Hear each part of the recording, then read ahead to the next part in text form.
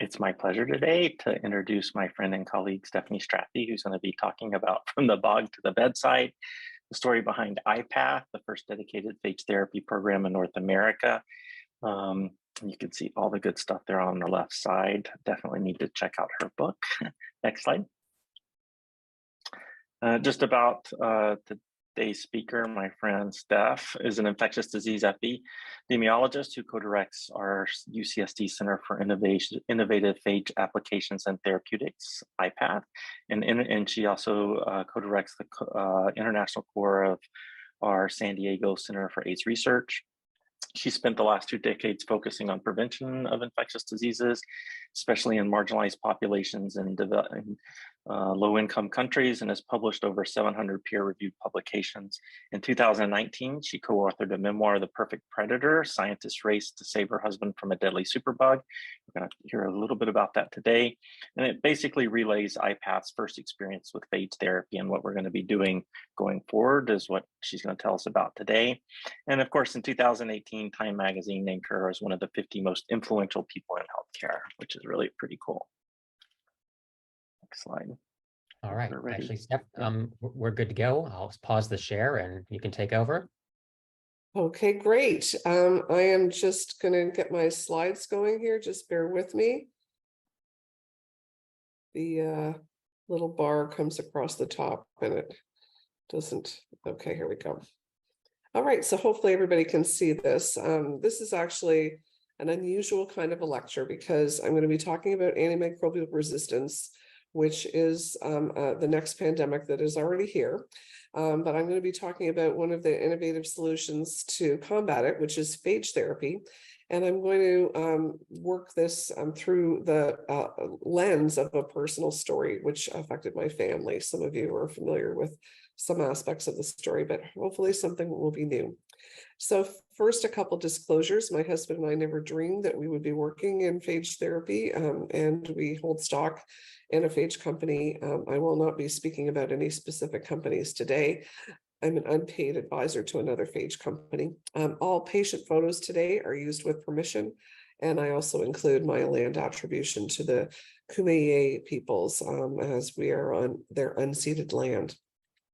So this story really began in 2015 when my husband Tom and I were on vacation in Egypt. Tom is also a UC San Diego professor, and we're both HIV prevention researchers. He looked to be in perfect health, except he was overweight. He's about 6'5" and close to 300 pounds in these photos, but you can see that he looked to be in perfect health. He was hamming it up at the Cairo Museum and crawling backwards down into the Red Pyramid outside of Cairo. And that was on Thanksgiving Day of 2015. And yet 3 days later, he was in a local clinic. There was no hospital, seriously ill with what I thought was food poisoning, but which quickly deteriorated into something very different. Here he is being rolled into a CT. And the physicians that were there didn't like the looks of what they saw on this. It turned out that he actually had a gallstone that had blocked his bile duct and caused an abscess to form the size of a small football. And he'd been walking around with this abscess in his abdomen for quite some time. So he really didn't have food poisoning at all. He had a gallstone attack. But I didn't realize this until much later. And unfortunately, that lovely little abscess in his abdomen made a nice little apartment for a nefarious microorganism to move into. We were first medevaced to Germany since he was too weak to be sent home initially. And you can see here that I'm in full PPE. And I did this selfie and posted on a Facebook thinking that, we're going to be laughing about this in a few days. And I even joked with him and told him that, he almost saw King Tut's tomb, but he came close to being, feet first in his own tomb. And I didn't realize how close it was to being the truth because he was fading in and out of consciousness at this time. The doctors there removed the gallstone that was blocking his bile duct, and I thought that was going to solve everything. But they said, no. In fact, that's just the beginning of the problem because we've got this putrid fluid inside this abscess, and inside that is growing this organism, and they cultured it. It took a few days to come back, and it was Acinetobacter baumannii. And I remembered plating this organism on my Petri dishes back in the 1980s. And when I I remember telling Davey, Dr. Davey Smith, who introduced me, who's now our division chief at UC San Diego, I mentioned that, Tom had this infection, and Davey said, well, that used to be a really wimpy organism. But over the last couple of decades, it unfortunately has gained incredible superpowers. It is on the list of the WHO's most critical superbugs that are of threat to human health. And so by a superbug, I mean a bacteria that has resistance to multiple antibiotics. And you see this one is on the top of the list. It's considered to be critical, and it's often acquired in hospital and clinic settings like the one that he was in. We'll never know exactly how we acquired it, but we found out later it was an Egyptian strain because it was sequenced. I started to get a little worried about this at this point.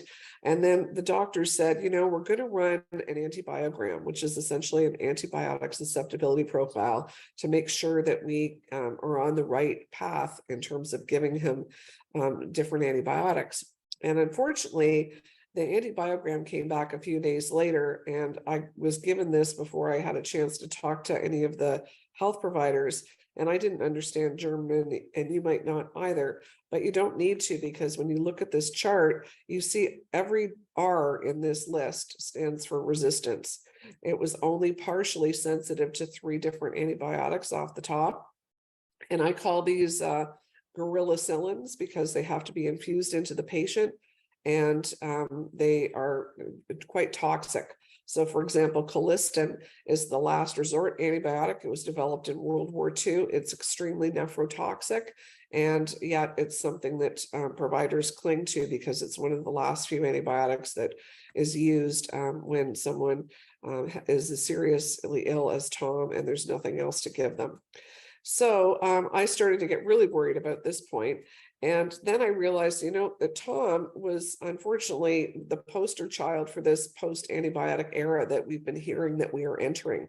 In fact, the Centers for Disease Control directors, the last several of them, as well as the head of the UN and the WHO, have said that we are entering a post-antibiotic era. That means that an era where antibiotics are not going to be working anymore, and that simple infections that used to be treatable are no longer treatable. It's estimated that by 2050, 10 million people per year, that's one person every 3 seconds, is going to be dying from a superbug infection, and that this will cost $100 trillion per year to the global economy, mostly through loss of productivity.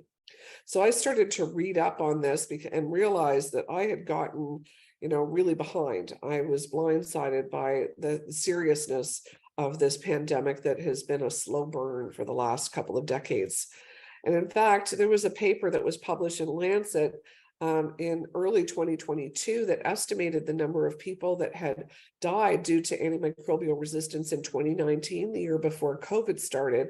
And it estimated that 1.2 million people died directly as a result of AMR, but that about 5 million died with AMR, so where it was a contributing factor. So this is much higher than anyone had ever thought. It's more deaths per year than malaria or HIV or tuberculosis. And yet, why are we in this situation? Well, it isn't just that people are misusing antibiotics and that doctors are prescribing it when it shouldn't be, or that patients are taking it when they shouldn't. In fact, in the US, Canada, and many other countries, 70% or more of antibiotics are actually used in agriculture and in animal husbandry to make animals grow fatter faster, because they act as growth promoters. Even when they're banned to be used as growth promoters, they're often used off-label like this, and there's lots of loopholes. So in fact, one of the more serious antimicrobial resistance genes confers resistance to colistin, that last resort antibiotic that I mentioned that Tom was receiving. And the year and month that Tom fell ill, a paper was published in Lancet reporting the MCR1 gene that confers resistance to colistin. It was identified in China. And this is not surprising because China was using colistin in their pig industry. They were feeding colistin to pigs. And, you know, I don't want to single out China here because many other countries were doing this, but China was one of the last countries to be doing this. And they reported this, and it cast a pall over the whole infectious disease community. I remember people saying, oh my God, this is our last resort antibiotic. What are we going to do if we don't have colistin? Now, China banned colistin use in pigs in May 1st, 2017. And that ban has been associated with declines in the prevalence of MCR1 in China ever since. However, colistin is still being exported from China to lower and middle income countries such as Bangladesh, Pakistan, and Nigeria. And when Tom's organism was sequenced, it was found to include not just the NDM1 gene that was given that awful name, the New Delhi AMR gene, but also this MCR1 gene. And it was a shock to people, but it shouldn't have been a shock because this MCR1 gene was already in 30 countries. So, and we don't want to give the impression that this is just a problem overseas or in lower middle income countries, because just in April of this year, bacteria resistant to colistin were found for the first time in Los Angeles County wastewater. So the MCR1 gene was identified there as well. So this is a problem globally because, once an organism obtains antimicrobial resistance genes, its globalization and travel spread these organisms and these genes worldwide. So there's really a big problem when you look at the epidemiology of antimicrobial resistance, because we have very poor surveillance, as indicated in that example. There's a lack of reporting requirements and standardization. The UN and other multinational agencies have promoted national action plans for antimicrobial resistance, and most countries have them, but there's no accountability. There's no milestones, and anybody that's saying, oh, you haven't met your goals. And so there's no teeth to these plans, and that includes the US. There's also powerful lobbying from the pharmaceutical industry and agribusiness that keeps using different antibiotics like streptomycin, which is a medically important antibiotic. It's still being used in citrus around the US and other countries. There's low awareness of antimicrobial resistance among the community and policymakers. And finally, there's very few new antibiotics being developed. So here's just one graph that shows the discovery of new classes of antibiotics over the last number of decades. And as you can see, since 1990, there's no new classes that have been entering the pipeline. Most of the new antibiotics are riffs on older antibiotics. So they just, tweak it a little bit. So why is this happening? Well, pharmaceutical companies are seeing that they're not going to make much money if antimicrobial resistance puts their new product out of business within a couple of years. And antibiotics aren't big money makers like CAR T therapy and things like that. So, so this is a big problem, and it means that we're getting really behind because the microbes are winning. And so back to our story, Tom was medevaced back home to San Diego, where my colleagues were caring for him. And that includes Dr. Davy Smith, who introduced me today, and many other people, some of whom might be watching today. And Tom was really, really sick. I mean, here you can see that he's on a ventilator. That meant his lungs are failing. He was on 3 different pressors or medications to keep his heart working, and his kidneys were hanging on by a thread. And around the time this photo was taken in February of 2016, so he'd been in the hospital about 4 months, I was told that he wasn't going to make it. And I was asked if I wanted to start kidney dialysis, and that was going to be imminent. And I had a conversation with Tom where I asked him if he wanted to live. It was the most awful conversation you could ever imagine having to a spouse. And I didn't know if he could hear me, but I asked him, if you want to live, honey, please squeeze my hand and I'll leave no stone unturned. And I waited and he squeezed my hand and I was elated. I had my little blue gloved fist and I pumped it in the air. And then I thought, oh crap, like, what am I going to do? Right? I'm not a medical doctor. I have some of the best infectious disease physicians in the world caring for him. And they say that they've run out of options. And so I did what anybody would do, what you would do if this were you. I went home and I hit the internet. I used PubMed, the National Library of Medicine search engine that's publicly available. And I put keywords in there like the name of his superbug, Acinetobacter baumannii, multi-drug resistance, and also alternative treatments. And lo and behold, up came a paper that mentions something called bacteriophage therapy, or phage therapy for short. And a little bell rang in my mind because I have a rusty old degree in microbiology from the University of Toronto back in the 1980s. And I learned that phages are viruses that have naturally evolved to attack bacteria. And I never knew that these had ever been used to potentially treat people or animals with bacterial infections. So I started to read up on this very excitedly. And it turns out that phages had been discovered over 100 years ago. And in fact, the earliest report of phage activity was in 1896 by Ernest Hankin, who was a Brit who was studying the Ganges and Jamuna rivers in India.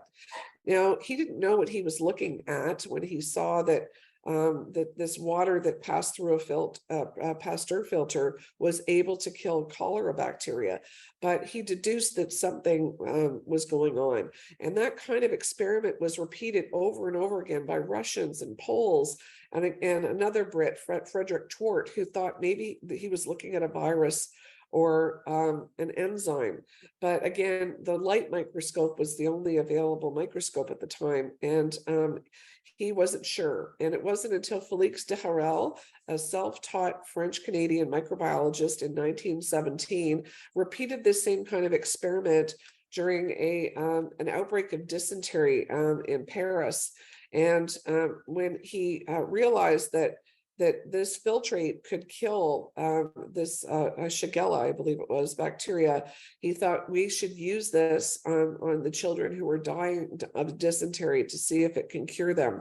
So he first experimented on himself, his family, and his lab mates. Obviously, there was no human subjects committees back then because that kind of self-experimentation would never fly today, but it was very common back then.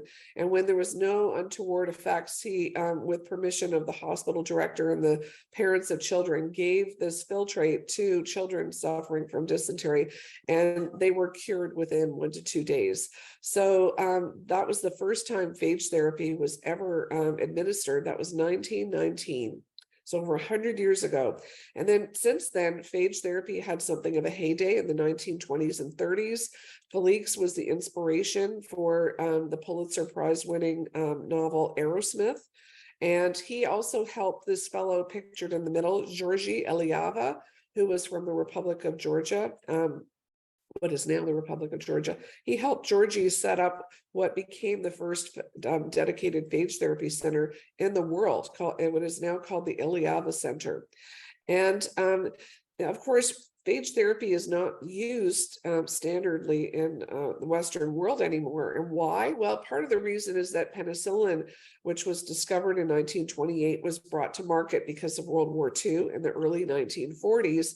And phage were seen as finicky. They needed to be matched to the specific infection, whereas penicillin was a wonder drug because it had these broad spectrum types of effects. You didn't even need to know which kind of bacterial infection you had. You just give them penicillin. And of course, now we know that having this kind of scorched earth approach to treatment is not a good thing because antibiotics can kill the friendly bacteria in our microbiomes. But nevertheless, the heyday of what became big pharma began, and phage therapy continued to be used in Tbilisi and other parts of the former Soviet Union and in Poland, but fell out of favor in the West. And also part of the reason is that this was seen as Soviet medicine, Soviet science, and the Soviets were the enemy. So this geopolitical bias has hung over the field of phage therapy for decades. And you'll see that's Georgia Liava on the right, pictured with a much older Felix de Harel. And the medical history of this is fascinating, but I was just skimming through all of this, and I just realized, wow, we can't get phage therapy for Tom because it's seen as experimental treatment in the US because clinical trials to show that it have never been done. So in the 1940s, early on, the first electron microscope came to be in Germany, and phages were one of the first organisms that were ever seen. In fact, this is a modern day electron micrograph of a bacterium stained in orange being attacked by phages that are stained in green. And you can see that these ones look a little bit like alien spiders. And now we know that phages are the most populous and oldest organism on the planet. They've been duking it out with bacteria for almost 4 billion years. They come in all shapes and sizes. There's just a few of them that are pictured on this slide. And they need to match to the specific bacteria. They attach to a receptor, and like all viruses, they enter into the bacterial cell. They enter into the cell. This time the host is a bacterial cell. And if it's the lytic cycle, they turn it into a phage manufacturing plant. And these baby phages are made, and when given the kill signal, they burst out, and the bacterial cell dies in lysis. And these virions go on to attack new bacteria. But again, they only attack the bacteria that have the receptor that they match to. So in this way, they don't harm any of the friendly bacteria in our microbiome, and they keep repeating this cycle of lysis, etc., until there's no more bacteria that they match to, and then they're naturally excreted by the body through the reticuloendothelial system. The liver and the spleen play the biggest role in this case. So it's a very self-limiting property that is very interesting and advantageous for phage therapy. So where do you get phages from, and how do you select them? Well, this is kind of the weird part, because wherever you have a lot of bacteria, you have a lot of phages, which are the perfect predator, if you will. And so here we have a flask of sewage, and you can get a Petri dish that's streaked with different bacteria. Here, these little globs are our pal Acinetobacter baumannii, and you add a drop of your suspension from, say, the sewage, and you incubate it for 24 to 48 hours. And if it comes back looking like this, a bit like Swiss cheese, then that you get really excited. And because that means that these phage are present and they have gobbled up those bacterial colonies. And so you have phage that will kill the bacteria that you want to kill. And so what you can do is pluck out those colonies, and those phage can be added to more bacteria in suspension, and you let them do their thing. And so you grow up more of this suspension, but now you have a lot of this debris. There's the bacterial cell walls that often contain lipopolysaccharide have an endotoxin. And so you've got to purify that suspension before it's given to people or animals. And we'll get back to that later. So I got really excited about this and thought, could we use phage therapy to cure Tom? And I approached Dr. Chip Schooley, who was the head of infectious diseases at UC San Diego at the time. And Tom was looking like this. I mean, he literally was very, very close to death. And Chip said to me, if you can find some phage that are a match for Tom's bacterial isolate, I'll call the FDA and see if I can get permission to give it to him on a compassionate basis. And that meant that Tom was dying, and even Chip was seeing that. So it was a race against time. Now, I wrote total strangers. I found their names on the internet. One of them was Dr. Rai Young from Texas A&M, who heads up the Center for Phage Technology, or he did at the time.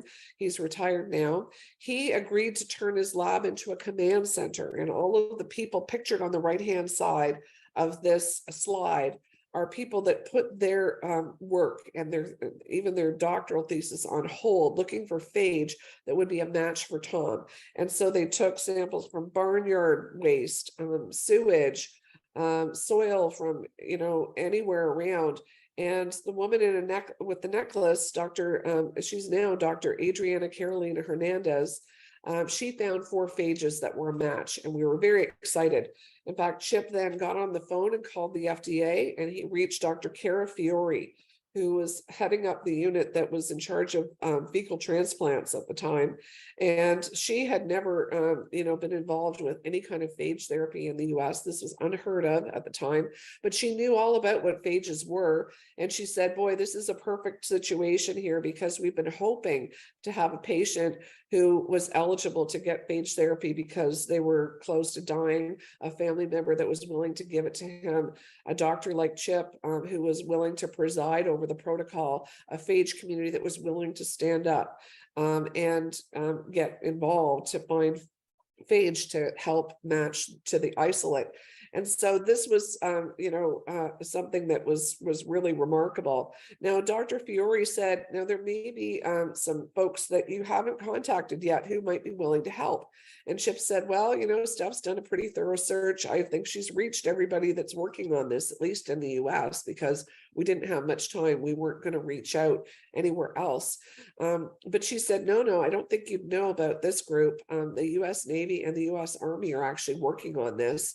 This is Lieutenant Commander Theron Hamilton, who has a PhD in molecular biology, and he headed up the US Navy's Biological Defense Research Directorate. This is actually the unit that was involved in detecting anthrax in the contaminated letters that were sent as a bioterrorism threat. Actually, I learned later that it was phage from this group that was used to detect the anthrax.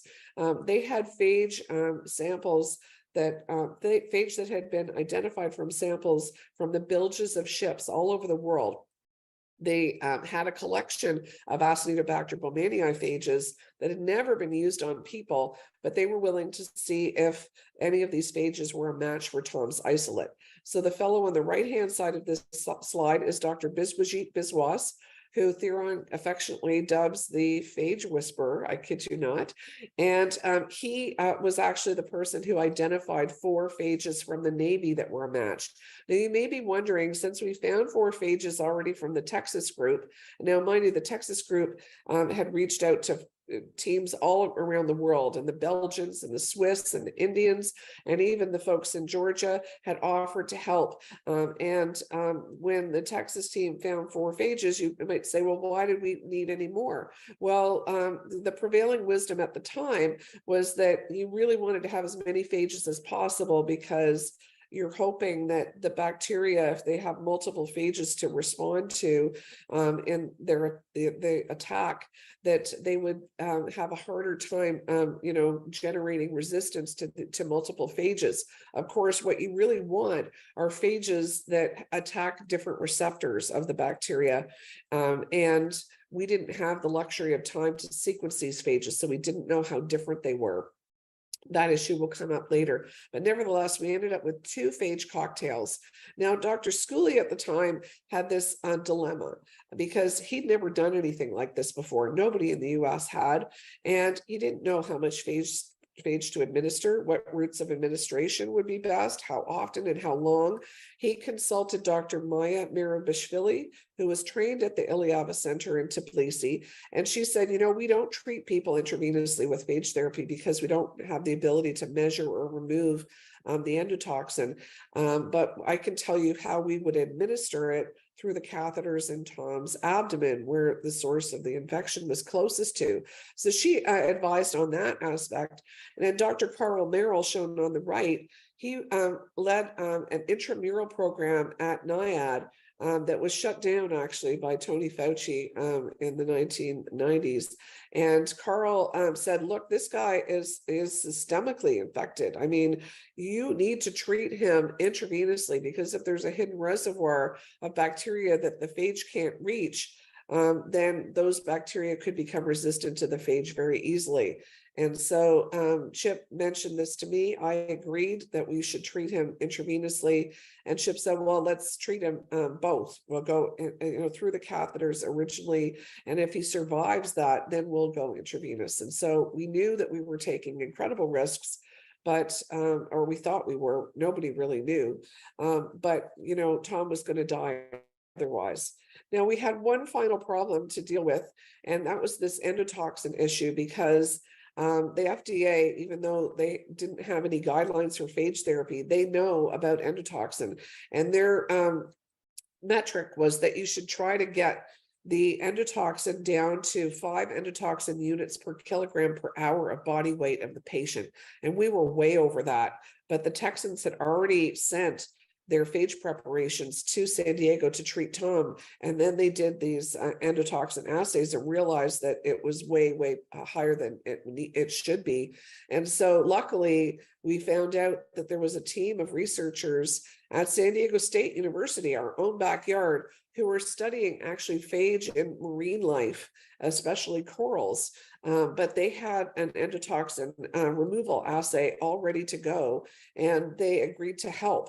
So Dr. Jeremy Barr was a postdoc working in the lab of Dr. Forrest Rauer and Dr. Anka Segal, and he worked through the weekend to get the endotoxin level below the threshold. So that was really scary because Tom right now was really clinging to life. We got this phage cocktail, though, with an approval from the FDA through an emergency investigative new drug on March 15th.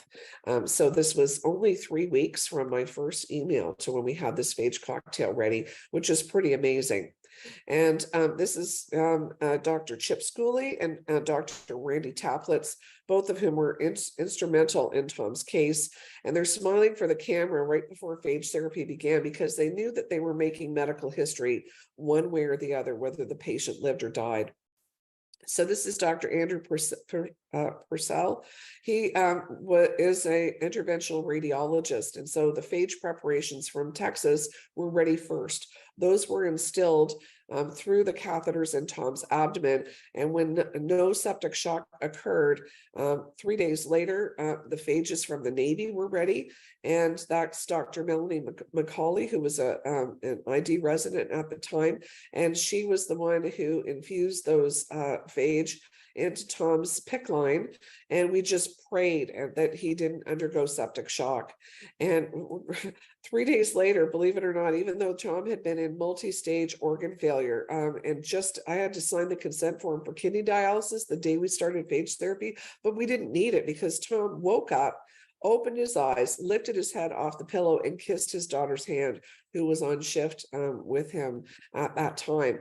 Now, everybody in the ICU at UCSD's Thornton Hospital was in shock and cheering and crying, and it was a really remarkable day. Tom left the hospital several months later. He was very deconditioned. He lost over 100 pounds, needed to learn how to walk, how to talk, everything all over again. But his journey to recovery had begun. Now, a couple months later, you can see him. He's looking a lot better. He met Lieutenant Theron Hamilton, who came out to visit him. And Tom's case report was published by Chip and others in AAC in 2017. And that included the protocol for how to do phage therapy, and has been cited thousands of times by now. And this is another scanning electron micrograph I wanted to show you, but it's a special one because it's Tom's bacterial isolate being attacked by the Navy phages. And this SEM was actually generated by the Department of Homeland Security. So I still like to throw darts at this every once in a while, but it's a pretty cool photo, and it's actually included in the book. So our story was presented at the 100th anniversary of the discovery of the bacteriophage, 1 year after Tom was cured. And so this is April of 2017. And after that, the story went viral, but in a good way. So it was picked up by JAMA, who did a Q&A with Chip. Lancet commissioned a commentary, but it was also in Time Magazine, People. We were on the Today Show. It just went on. It was like covered all over the world. And of course, other patients and their families heard this story and they wanted phage therapy too. And because a global village had stepped up to save my husband's life, I certainly wasn't going to turn them away. So we reinvented the wheel, approached some of the same partners who'd helped in Tom's case, as well as new labs, some of whom were even in industry. And we saved some lives, and it was too late to save others, but we've been doing this ever since. We saved enough lives to impress our Chancellor Pradeep Khosla, who gave us seed funding to open what became the first dedicated phage therapy center in North America, the Center for Innovative Phage Applications and Therapeutics. It's a nonprofit. It's based here at UCSD. And the day we opened in June of 2018, Science Magazine published a commentary where a microbiologist was cited as saying, this is a game changer in the field. And since then, there's been lots of case reports and case series that have been published by our team and other teams around the world with some success, and enough success that many countries have started their own phage therapy programs. But it isn't all roses, because this is a very challenging problem, because we get so many requests for phage therapy. There's been over 1,800, and the majority of these folks are not clinically indicated for phage therapy because they still have antibiotic options left. So, and these cases have to be approved on a case-by-case basis by the FDA right now, while the clinical trials that examine whether or not phage therapy is efficacious are conducted. So we have determined through our physicians, Dr. Simon Aslam, Dr. Chip Schooley, and others, that 365 of these 1,800 or so cases are indicated, for phage therapy. And we've indicated, we've initiated phage hunts in 302 cases. Sometimes the patient dies before we even get to this point. And you see that in about half of these cases, we've found lytic phage that will kill the bacteria. But again, there have been other barriers before we can sometimes treat the patient. These are seriously, critically ill patients, some of whom are as sick or as sicker than Tom. And sometimes the patient dies before we can reach them. There's been regulatory or financial barriers. And so we've treated only a minority, about 16% of those where phage is recommended by physicians. So this model is clearly not scalable, but we do have a very clear idea of what we need to do. And I'll talk to you about how we could bring this model to scale. But before I do that, I'll just show you that we are treating a number of different kinds of clinical indications and a number of different multi-drug resistant organisms. One of the most common is Pseudomonas aeruginosa.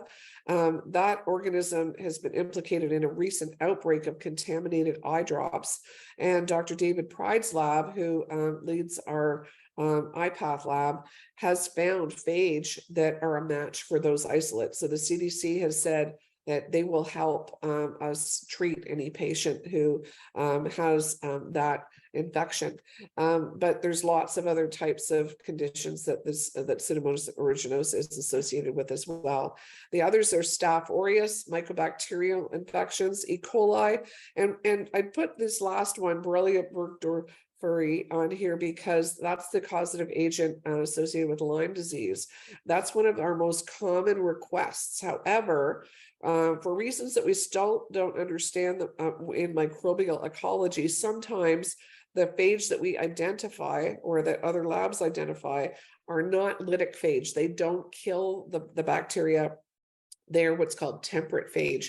Those phage undergo the process of lysogeny. That means they integrate their DNA into the bacterial cell DNA and hit the snooze button. And those often carry AMR genes or toxin genes, and they're not ideal for phage therapy. It doesn't mean that they can't be used, but they'll likely need to be genetically manipulated. So, that's part of what needs to be done in the future. So what we really think that we need, however, is to build a phage library. And a phage library is needed because right now it's like having a million locks scattered around the world. world and a million keys scattered around the world. And you need to find the keys that match the locks.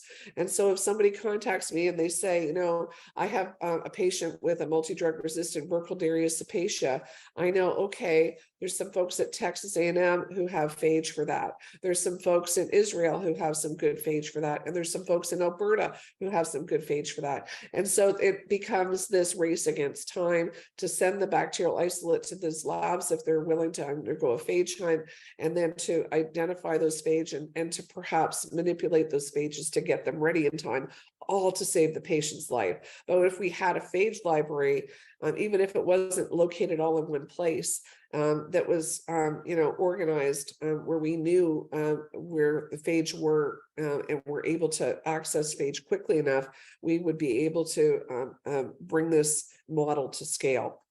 The Economist and many other outlets have written stories about phage therapy recently, and I just wanted to show you that clinical trials are beginning.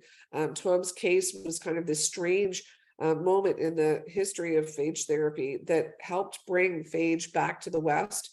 And as you can see, there's a lot of clinical trials that are now registered at clinicaltrials.gov that are underway. One of these is supported by NIH through the Antimicrobial Resistance Leadership Group. And in fact, IPATH is a site, and there's 19 other sites around the US that are participating in this. And it's for cystic fibrosis patients that have chronic Pseudomonas aeruginosa. And so we are recruiting. So if you know anybody who might be eligible, please reach out. We definitely want to ensure that this translational trial continues. And one of the other advances in the field recently is that the first genetically modified phage cocktail to be successfully used in a human was published in May of 2019. In Nature Medicine. This was a young girl with cystic fibrosis who'd had a double lung transplant and was her new lungs were being attacked by Mycobacterium abscessus. And also she had a disseminated case. So you can see that there's skin nodules, there was liver involvement, and she was actually in hospice. And her mother heard about Tom's case, reached out to her doctor who reached across the pond.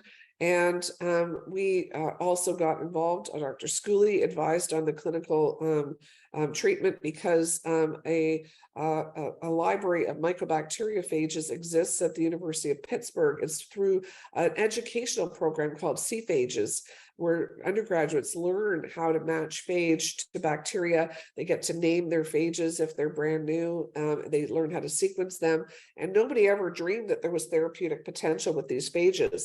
So this, for the first time that phages from this library were used, only one was lytic, however. And of course, you want to use a phage cocktail for the reasons I explained earlier. So 2 temperate phages were identified from this library of over 10,000 mycobacteriophages, but they were temperate. So they needed to be genetically modified. So Dr. Hatfull's lab at University of Pittsburgh used a predecessor to CRISPR-Cas gene editing called recombinering to splice out, to cut out the repressor gene and force those 2 temperate phage to become lytic. Now, luckily, the UK government did not see this phage cocktail as being a GMO and allowed it to be used. And Isabel left the hospital within a week. She lived another 3.5 years before succumbing to other underlying problems associated with cystic fibrosis. But her case is even more important than Tom's, in my view, because it's a new era of genetically modified and even synthetic phage that's on the horizon. And my colleague, Dr. Vivek Mutalik, who's in the audience today, is working in that area, as are many other pharmas and biotechs now. Before I end, I want to say that antimicrobial resistance isn't just a problem that has been on a slow simmer. It's gotten worse under the COVID pandemic. There has been a spike in antimicrobial resistance, and not just in hospitals, but in the community. Because of secondary infections that are bacterial infections that follow COVID, but also that antibiotic stewardship has really fallen by the wayside because all resources were being directed towards COVID. So this is a big problem. It's getting worse. And also with climate change and global warming in particular, we see that antimicrobial resistance and climate change are two problems that are making each other worse. And of course, when you have warm environments, bacteria multiply more readily. So that's one reason I wanted all of you to be aware of how serious this problem is and why we need to do something about it. And lastly, I'll just say that there are a number of other phage applications other than the medical applications that I've described today. Phage can be applied in a One Health model, which is the intersection of humans, animals, and the environment. They can be used to disinfect wastewater. They can be used as prophylaxis during outbreaks like cholera, and maybe even to groom the microbiome. So I'm going to pause here for questions. I want to thank a number of our collaborators that have helped IPATH, but of course I have to also personally thank a global village of people who stepped up to the plate to save my husband's life, especially the folks at UCSD, but also around the world, who really put the word kind in humankind. And we realize how privileged we are, because a lot of people in lower middle income countries don't have the resources that we had to get the help we had. So that's why my husband and I wrote our book, The Perfect Predator, A Scientist's Race to Save Her Husband from a Deadly Superbug. So if you're interested in that, feel free to reach out or to ask me any questions here or through email or Twitter, where I'm very active. So thank you very much. And I'll see if there's time for questions. That's great. Thank you so much, Steffanie. So as far as questions go, please feel free to speak up. If you prefer to put them in the chat, that's fine. And we'll read them out as well. So please don't hesitate. Hi, Marcel Freire from JCVI. Thank you so much for a wonderful presentation, but also such an interesting personal story. In terms of the matching, I'm not so familiar. How does the process work? How long does it take? Can you talk more about the matching process between phage and when you said they found 4 match? Sure. Just curious more about that.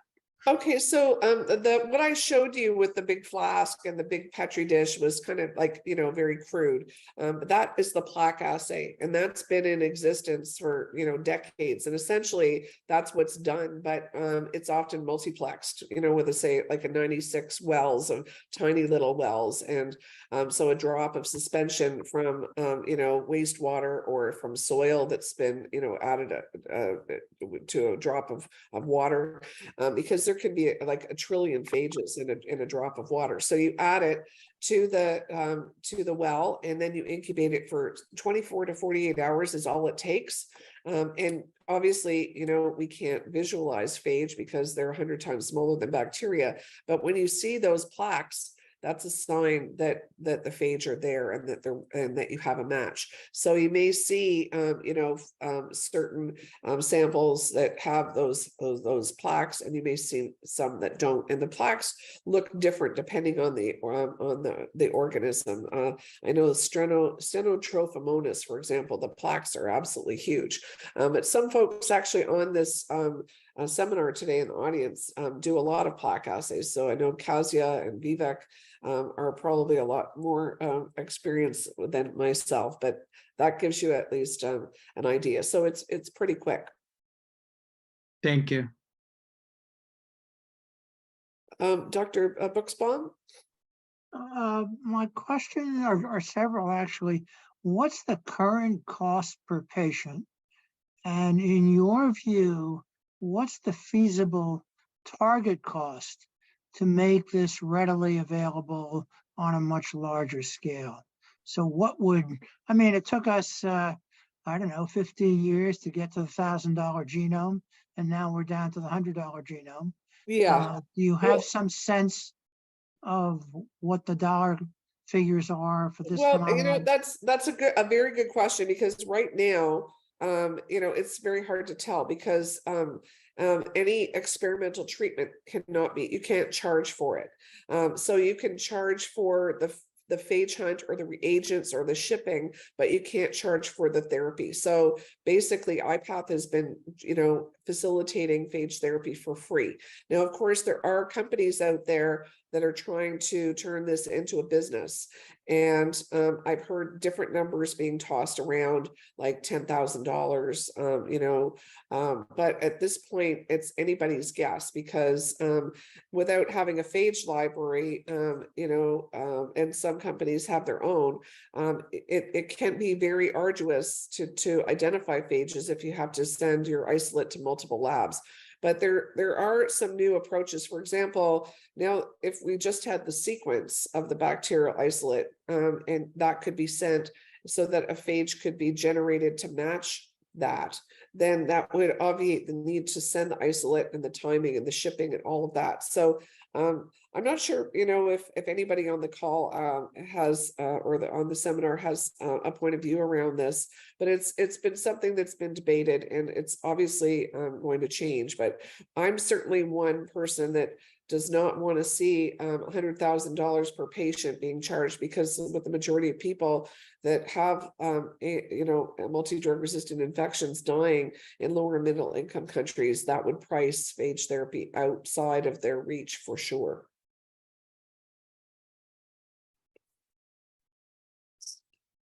Steph, it's Greg. Just to offer the European slant on this, they're trying to have it on the European pharmacopoeia, which will then allow for reimbursement through insurance companies, and we'll hear more about that in the weeks to come.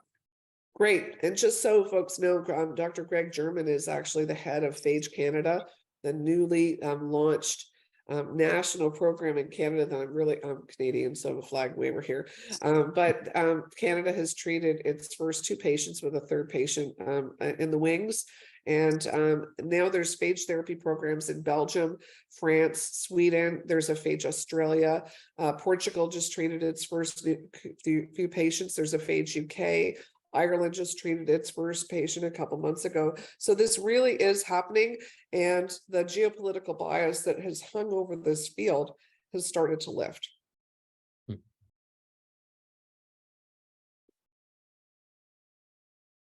So Davey, I know you're very familiar with Steffanie and this subject, but I just wanted to know if you had any new question or any comments about today's talk.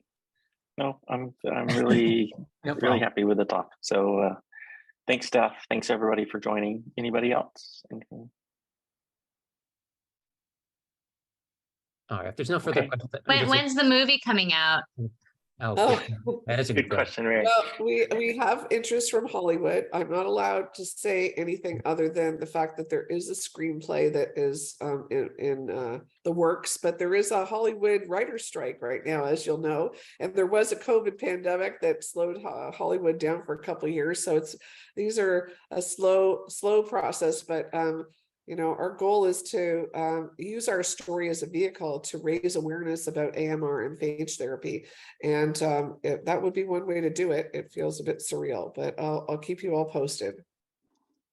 That's great. That's very exciting. I'm just going to quickly share my screen so we can see who our next speaker is for the series. All right. All right, so thank you all for attending today. We're very appreciative for you being here and for Dr. Strathdee's great talk. So next month we'll have Dr. John Ayers speaking on Tuesday, July 25th from 12:30 to 1:30, and should be very interesting. He's going to be speaking partly about ChatGPT, and it's an area that Davey's very familiar with from a recent paper. So please do attend that if you can. So outside of that, thank you all for coming. Have a great weekend, a wonderful 4th of July, and we hope to see you all next month. Thank you. Thank you. Bye-bye. Thanks, Steph. Appreciate it. It's great.